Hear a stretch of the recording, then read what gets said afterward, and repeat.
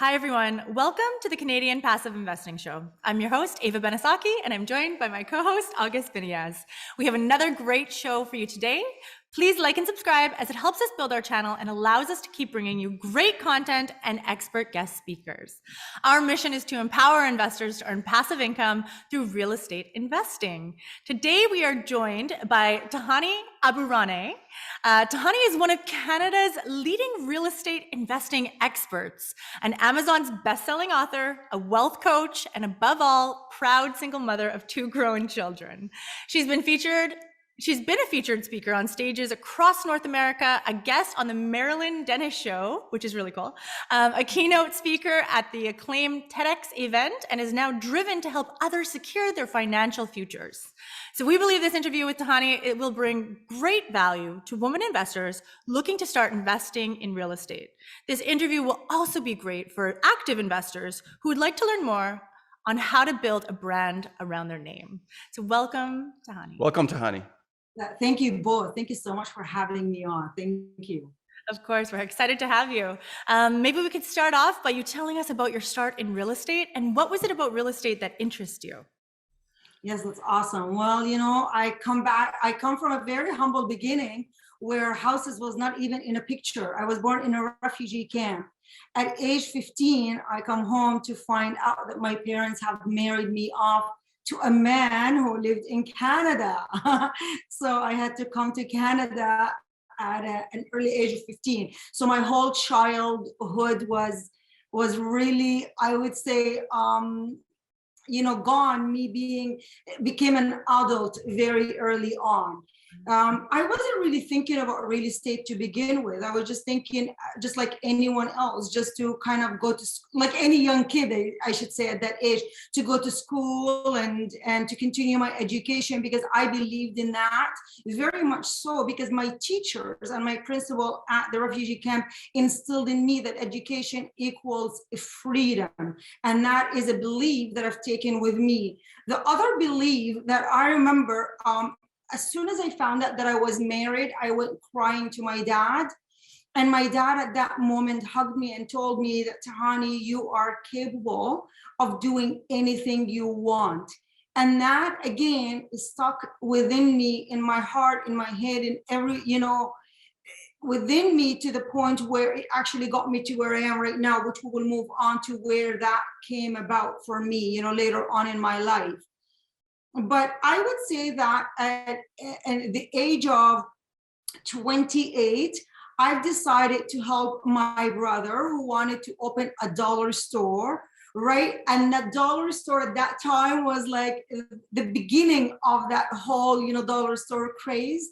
And right across from that dollar store, there was a brokerage, and this elderly, very well-respected broker manager of that office would come to the dollar store and would see me interact with people. And he would keep saying, Tahani, you should get into real estate. Tahani, I think it would be amazing in real estate. Tahani. And I'm like, oh, I'm trying to help my brother with this dollar store. I gotta get this going. And he's like, yeah, but you can start, with the education. Anyways, to make a long story short, at age 29, I got into real estate, and that was the best decision I've ever made. Yes. Amazing, amazing. If I may take a step back, and obviously we're here in Canada is a immigrant nation. Even the 2-3 generation Canadians, at some point there was an immigration that brought them to this country. So all of us, I feel, we have a sensitive spot when we talk about immigration. So let me ask you a question, because I did some research about you, and I really connected with you when you were talking about your experience of at a young age, basically being a child being married off.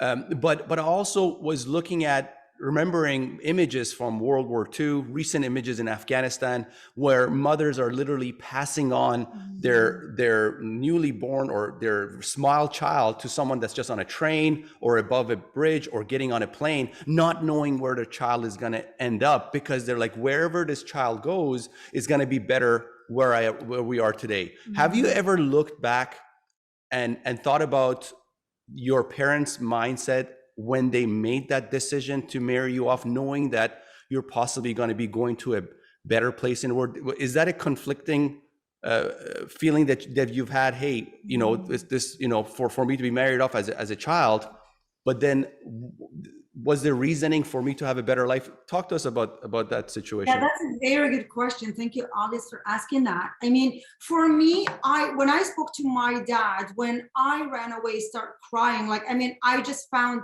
out as soon as I walked into my home that I just got married and I did not know to whom. So I just saw the man there for the first time. It was such a shock for me personally as a young girl, so for me, it was more of oh my gosh, I'm going to go to Canada. No one I know there. I don't know anybody. I don't know the language. I don't know how to be married. I don't know any of that stuff. It was so much thrown at me.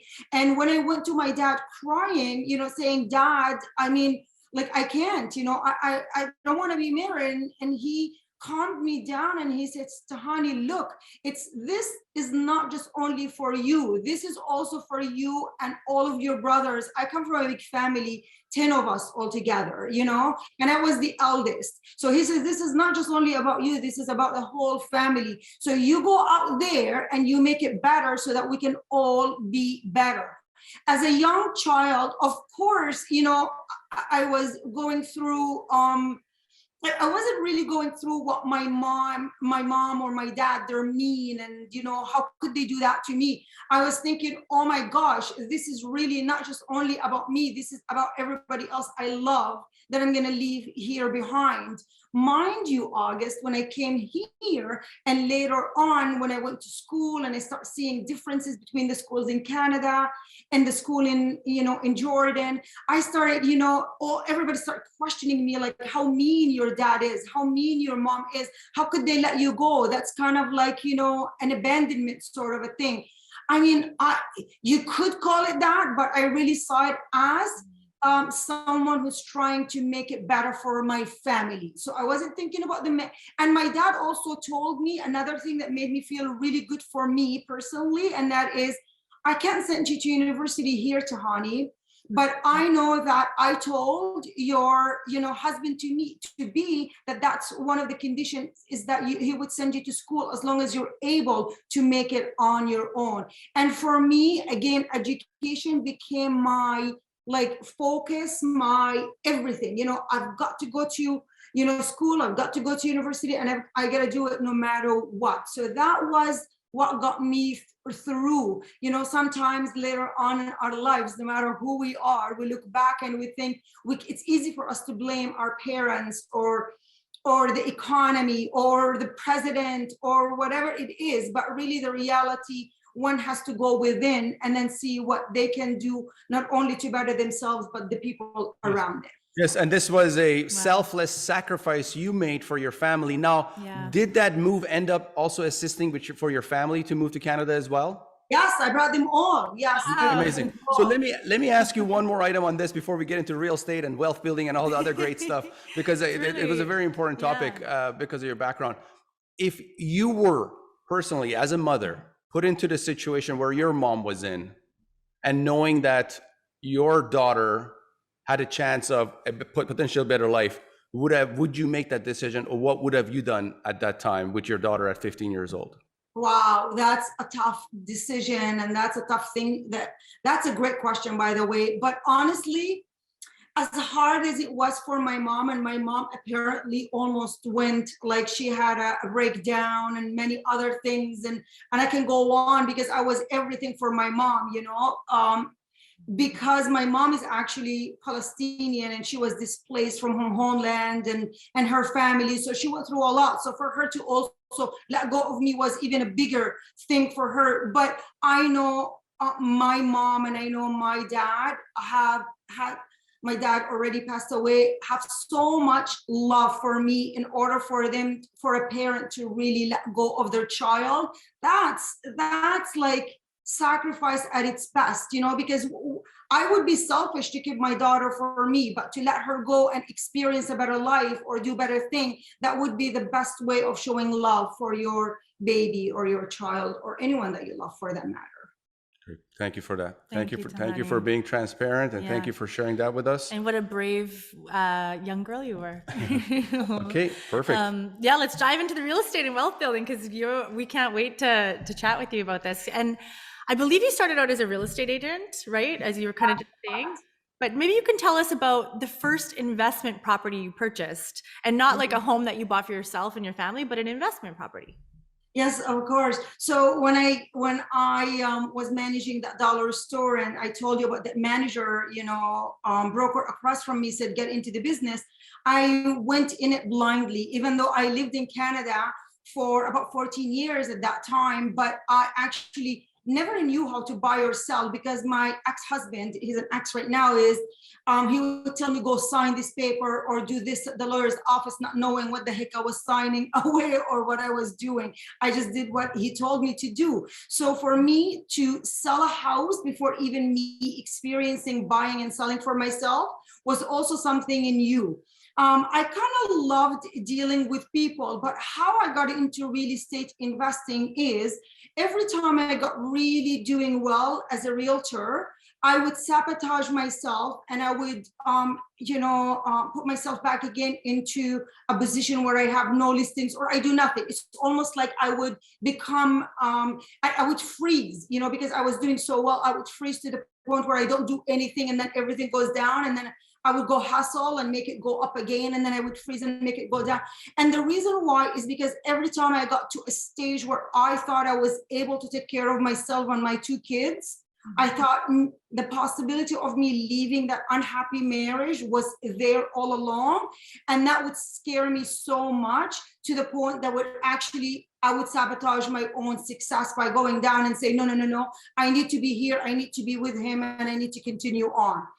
And I was in that marriage for about 22 years. So it's like I really tried to make it work, but it just, in my culture, we say one hand you can't clap. So you need two people to make, to clap. English, you say you need two to tango. That's Two the to tango. In English, yes, or yes, in Latino, yes. Yes. But that's where I went. The thing that really, I liked real estate at that point, but not loved it, if that makes sense. Until one day, after my separation from my ex-husband, I thought, I gotta make it right now. I'm on my own, I don't own anything. I didn't take anything from the house, nothing. I left like with nothing. And I thought, okay, now I gotta go out and make it on my own. So I start asking people, do you wanna buy and sell? Do you wanna buy and sell? I would door knock. And to the point I came across a man, his name is Ash. Ash is a young gentleman that I went to school with, English as a second language, at my high school. And I said, Ash, do you want to buy a house or sell your own house? And he's like, no, but I'm looking for an investment. And at that time, I'm like, okay, tell me what you're looking for and I'll go find it for you. So he did, and I went on to find it for him. And all I could remember is that 3.5 months later, he was doing a flip. 3.5 months later, he made $48,000 at the time. That was like in 1995. And that, like when my, the light in my head went on, thinking, oh my God, even as a realtor, I would have to work like so long to really just only have that much in my pocket at the time, at the end of the year. And that's when I thought I gotta learn more and more and more about this real estate investing thing. I became obsessed, focused. All I want is to attract, more investors. All I want is to learn about this so that I can help more of my clients. And that's how I became, more and more into real estate investing, because I saw the benefit of it. And it was different at the time, because right now every realtor says they work with real estate investors. At the time, it was so unique and it was so different that people thought I was really crazy to even just focus on that. Got it. And then did you end up seeing the money that he made? Did you end up wanting to do flips eventually, or yeah? Actually, at the beginning, of course, I wasn't thinking that. I was thinking, oh my God, this is amazing. I gotta learn more so that I can help more. Yeah, you can tell people. I didn't have any money. That's when I left the marriage. But what was so amazing is that I became, again, so focused at getting business. I saw a developer builder wanting to build in an area that was close to a mall in Cambridge, Ontario. And I kept going to him and saying, I see my picture on the, the board right in front of that site. I'm going to be selling that site. He's like, but Tahani, my wife is selling that site. Yeah, but your wife is, she can relax. I can do way better job than she is. She's been selling it for a year and she's not doing so great. Give it to me, I'll do better. I would bring him an offer, another offer. After I think it was a few offers, he said, go ahead and take the whole site. You deserve it.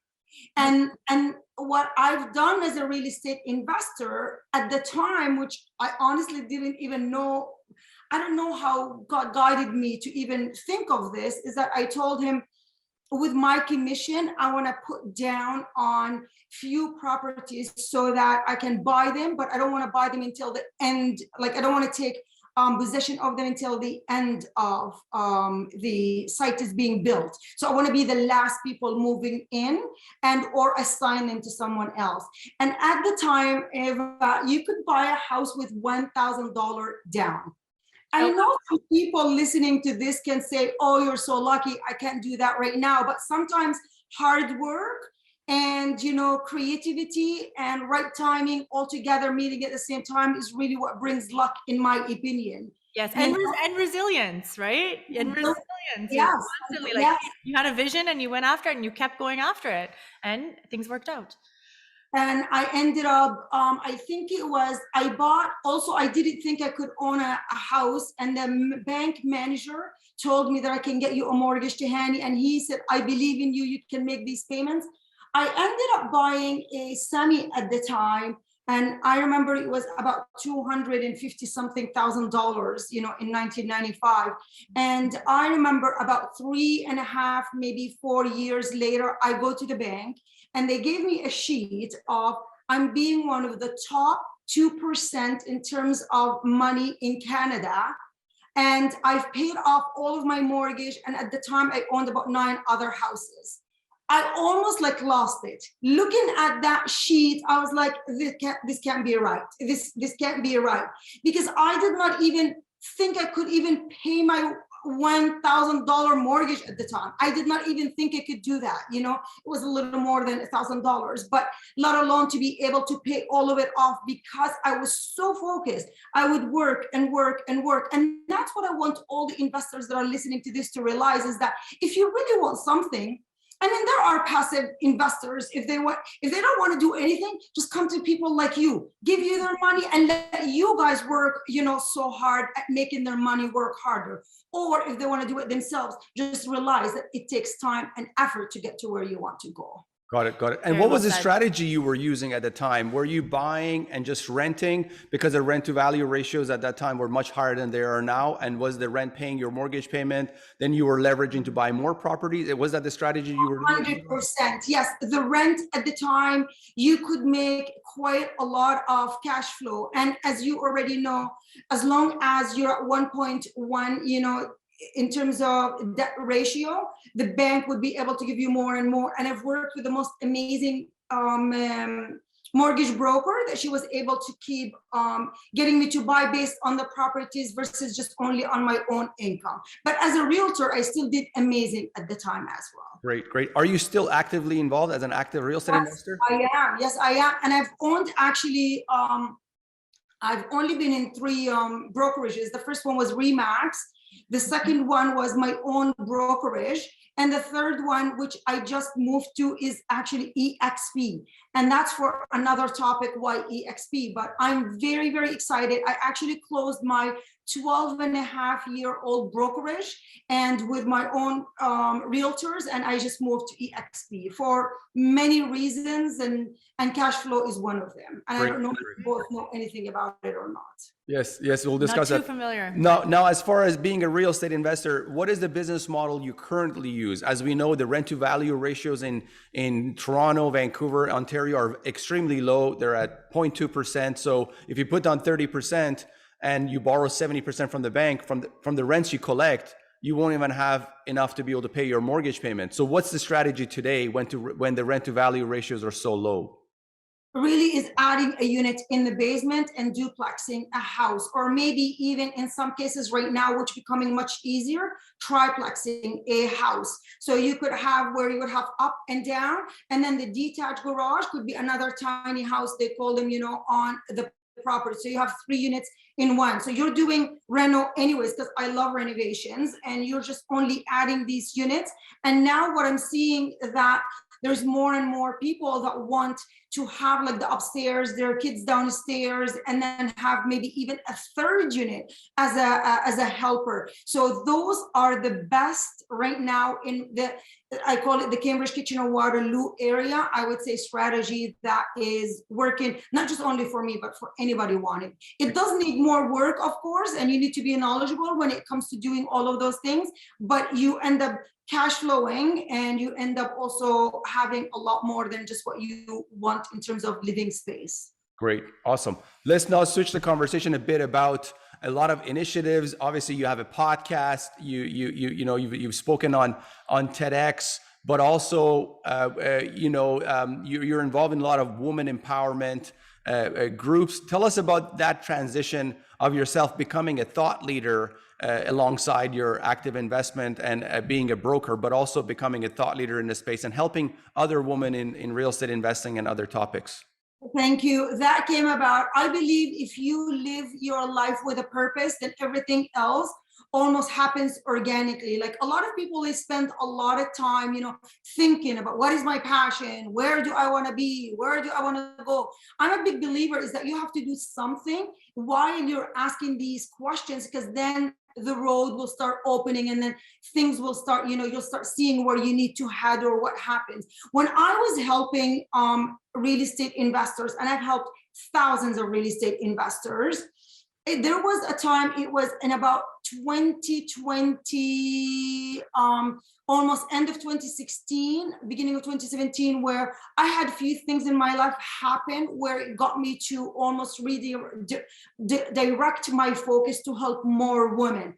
And that was where both of my brothers, not even a few years apart, they were in late 30s, had massive heart attacks and few other things, to the point where I thought to myself, oh my gosh, like, okay, God blessed me and I can have more cars, I can have more houses, but now what do I want to leave? What is the legacy I want to leave? That's the deep questions that we ask ourselves in terms of where I want, even though I'm young, but I guess it hit me much earlier than, you know, what it hit most people. And then I thought, why not go and help more women? Because I never certainly thought that I would be able to become a builder, developer, build houses, and like, you know, and do all of these things. And I came also from a culture where, you know, women are not even taught to be like, you know, the CEO or like, you know, it's mostly raising a family. Nothing wrong. Like, I mean, raising a family is a big job, but not necessarily a businesswoman. I thought to myself, if I can do it, and if I'm able to help some of the women around me, I'm gonna just, you know, see if other women want it. That's when I went out and I asked who wants to learn, and I'm gonna put together maybe 20 women, and 20 women became 50, and 50 became 100. I had booked a hotel room downtown Toronto, and the morning of the event in 2018, I had women lined up all the way down on the street, and we couldn't really house them. So I knew there was a demand. The next year it went from 100, actually it was 109 because they allowed me to put 9 more women, to over 500. And my plan was for 2019 to have a 1,000 woman event, but we got hit by COVID, and I, you know, did not do anything then. But really, it's more or less is that women are very, very, like, look at Eva sitting beside you. She's gorgeous, smart, and she's capable. And I'm sure, you know, you might have a sister, or you might have a mother, you might have a girlfriend. They're all very capable, but they have to believe in themselves that they can do it. The other thing that I found out is that there are so many wealthy women out there, like downtown Toronto, wealthy women that are out there, but don't know what to do with their money. And that's another thing too, is like, why not put it in some real estate of some form, whether it's like somebody like you, they're passive, they don't want to do anything. And there's a lot of them that don't want to do anything versus those that want to just be active, hands-on type of investors. So it really opened my mind to a lot more things out there that I wasn't really seeing. Got it. And these events, are they more about self-improvement? Are they real estate related? What is the core fundamental? Really real estate focused. They're like, I want the woman to come in there thinking I've got to learn something about real estate. If I haven't, started thinking about real estate, being in that room, I gotta get, going. There was a lady that came about where her husband and her dad are in real estate. Like her dad is a developer, her husband is a mortgage broker. She came into the room not thinking that she could do this, ended up, within the last couple of years, started building commercial plazas, which is incredible. She never thought that she could do that, but she was empowered after seeing everybody that actually she can do that and maybe lean in on her husband and on her dad's, knowledge. And she was able to do this. So there's, or maybe for women that have, 3 or 5 properties that want to get into development like me, or maybe multifamily, which has been a very sexy topic that everybody wants to be in multifamily, which I know you both are in multifamily. So that's what that was about. Yes, there is a little bit of mindset, but it's mostly real estate focused. And then you're like part of this, you're in with a bunch of other women, you're all talking, you're learning, you're creating this tribe of people, you feel supported, you feel empowered. There's all different kinds of things. And then people really can take off from there. It's incredible because you have somebody to hold your hand in every direction that you go, right? 100%. And the relationships, like there's a lot of women that met other women that are doing deals with and so on and so forth. So it's exponential, greatness that happens from one saying, let's put these ladies together. And that's cool that there was a lineup. I remember the first time we spoke, you told me that story. That's really cool. Amazing. And now, as far as time management, how do you currently manage your time between being a broker, having your own team, making the switch to EXP, but then also being an active real estate investor, also being a thought leader, building your own community to help other women in this space? How are you managing your time between all these initiatives? Yes. First of all, you have to have lots of help around you. That's one thing for sure. And then 2, when I focus on a day. Like for example, this one whole day, I'm only focused on my development. Like right now, just before we finished talking, I just sent an offer on a golf course that I'm buying with another partner, So we're just right now thinking about, okay, this development, what am I going to do here and what's going to happen? And then once we move forward, then I'm at all appointments end up being in that one day that is going to be just only about that versus, like the realty is another one. So even though I'm a realtor, but it's not like I'm not a full-time realtor per se, I still help a lot of people that I choose to help, but it's if somebody that I have like a team that can also support the rest, right? Yes. So that's another thing too. So if anybody wants to invest in the CKW, I've got a team that can help and support with that as well. And that's how I really work my schedule, is focusing on like per day of that whole day, what is it all about? Like I'm working right now on a book that, again, Ava, we need to discuss, that is going to be the first of its kind, let's put it this way, out there. And that is a huge project that I'm going to bring about at the end of this year, possibly the beginning of next year. So that's how I spend my time. And you'll see a lot of high performers talking about focus and being focused, and in that moment, no distraction around you. And that's truly how you can get more and more accomplished on what you're working at. So I love that you mentioned focus. But if you have companies, if you have different companies, and I don't know how many you have, or different, like, legs of one company, it's important also to be focused on one at a time versus like, oh, I gotta, help this and I gotta do this, and it becomes just too much. But if the focus is only on this, then you're like 100% there, fully there, then it becomes easier. Great. Absolutely. Last question before we move to the next segment of our show. Now, what advice would you have to a young woman, busy professional, somebody who is either married recently or they're a young professional and they want to start their journey within real estate investing, what would be your advice? What's the first thing they should do? Take your first step. I'm a big believer in doing something about where you want to end up being. Like, you can't just keep it in your head. You have to take some action.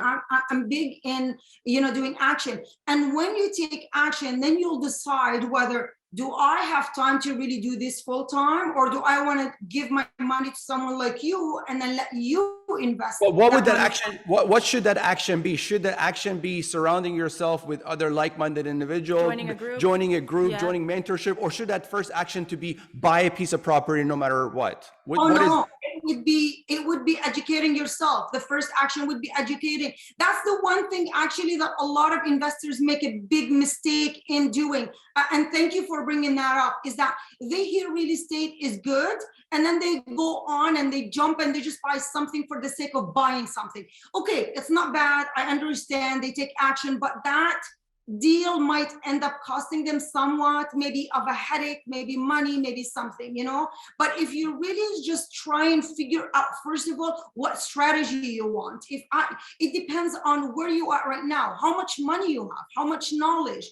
Do you want to be the person doing it or not? I actually put together what I call an Ignite program, and it is on my website. And that is exactly and basically only to get someone to answer some questions and to give them a whole idea of where things are, so that they can decide for themselves what is the best first step, versus just only getting into something and then, like I said, costing them either headache, money, whatever it is to get going. Great advice. Really appreciate it. Okay, awesome. Now, Tahani, the next segment of our show, the 10 championship rounds to financial freedom.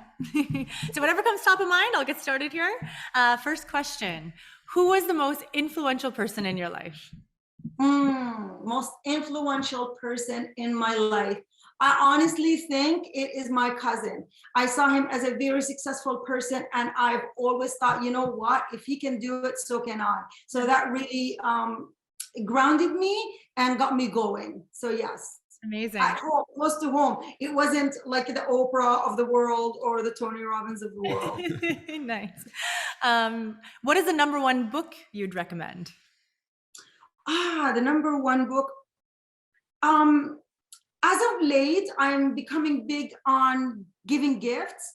And I actually just read a book called Giftology. I can't remember the person that actually wrote it. Oh my gosh, on the tip of my tongue. But it's amazing because it just goes to show you what you can do to make gifts more meaningful to the people that you're giving them to.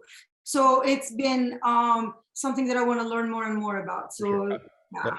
I've had that book recommended before. Oh, really? Yes. Giftology. Okay, yes. We'll have to read that. Thank you. If you had the opportunity to travel back in time, what advice would you give your younger self? My younger self is to stop worrying, just to, do and enjoy the journey of doing, and you will get somewhere eventually for sure. So I would say stop worrying is my biggest advice. That's really great advice, because a lot of people go through life with anxiety and worrying about this and that and this. And at the end of the day, things will work out as they're going to work out, and live life with joy. Beautiful. Okay, this is a good one. What is the best investment you've ever made?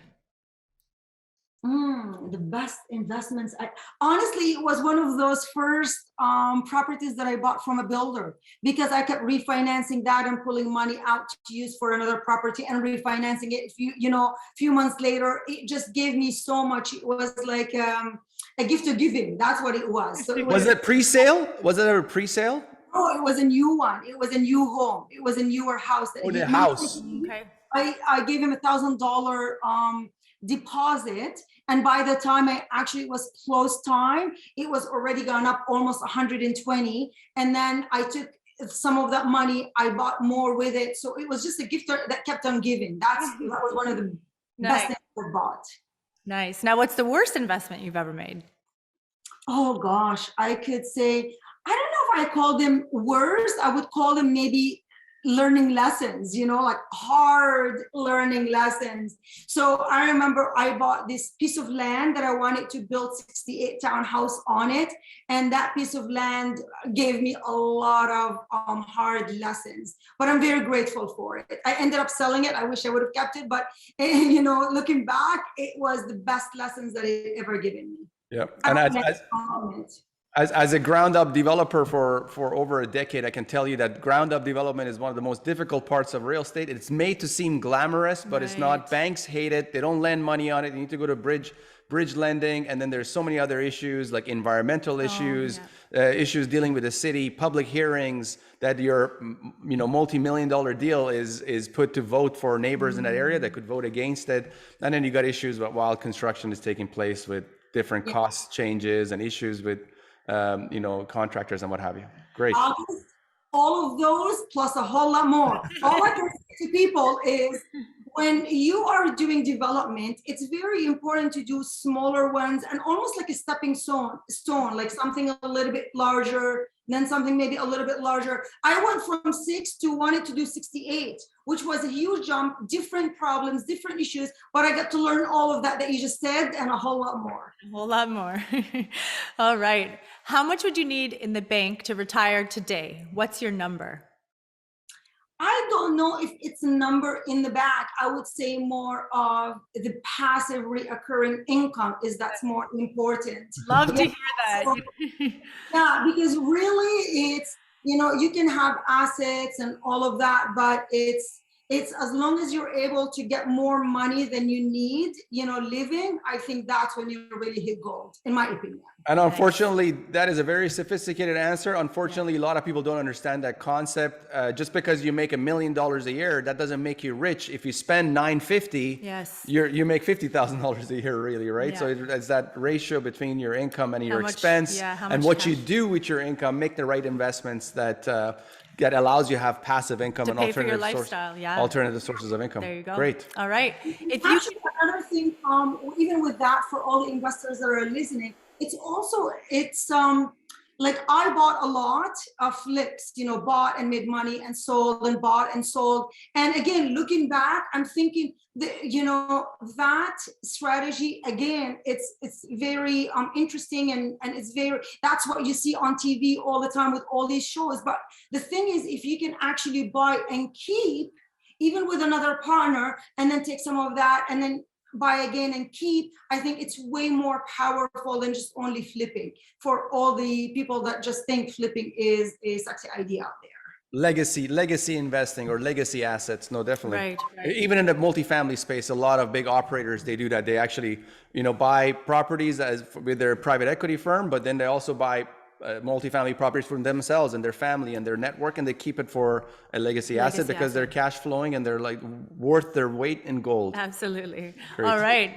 That's the biggest thing, really. If you think about multifamily, the reason why there's not a lot of multifamily is because those investors know the power of cash flow and buying buildings. They don't just only buy and flip and buy and flip. So if we can learn from those investors who are usually wealthier than the average home buyer, and a regular investor, is to keep, and then, keep it going for the generations to come. And leverage allows you leverage. Yes. Okay. All right. Next question. If you could have dinner with someone dead or alive, who would it be? That's a very, very good question. Who would that be? I don't know. There is, I don't know why I keep thinking of Mother Teresa, because at heart, we are all giving. That's how I believe. Naturally, I would say a business person. Like, I want to learn more business. I want to do this and that. But at the end of the day, we do the business that we do, and we want to make the money that we make and all of that really to give to those that we love and to charities and communities and all of that. So really, it's the power of giving. So it would be Mother Teresa. So you basically, at 15 years old, you do the most selfless action possible. And then when the question is posed to you, who would you have dinner with, is someone who's one of the most selfless people in history. So interesting. Oh, it's very beautiful. Next question. If you weren't doing what you're doing today, what would you be doing now? I always get asked that question, and I always say either interior decorating, because I love interior decorating, you know, and maybe even like landscaping and like outside, you know, something on the outside, you know, with landscaping, because I love that. Just anything to do with houses. I don't think I would be much, you know, further away. You know, my son's trying to get me so much to think about crypto and all of that stuff, but I'm still here, you know, grounded. Yeah. Well, your house looks beautiful, beautifully decorated. So, okay, my favorite question: book smarts or street smarts? Street smarts, all the way, street smarts. All right. Okay. Last question. If you had $1 million cash and you had to make one investment today, what would it be? I would say buy a piece of land where you can severance part of it, or maybe add, like I said, 2 other units part of it, something where you can,